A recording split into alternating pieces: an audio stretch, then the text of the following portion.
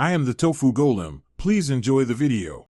You begin by confirming prerequisites: an active account, verified email, and two-factor authentication enabled.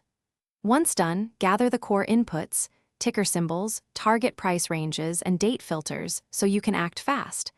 Open the trade finder and log in. Make sure real-time data is enabled.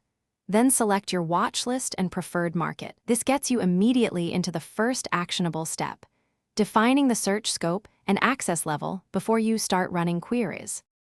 You now build the actual search. Start by setting core criteria: price, volume, technical indicators, and timeframes. These are the levers that shape results.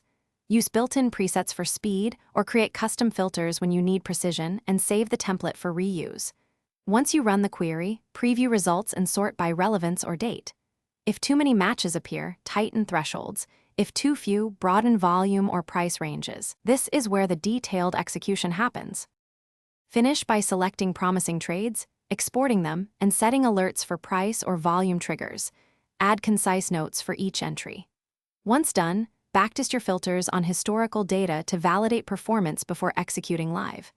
If results don't match expectations, first check the data feed and your time zone settings, then look for overlapping or conflicting filters. Finally, make incremental tweaks and rerun the query. This closes the loop. You execute confidently. Thanks for watching. Consider subscribing if we helped you today.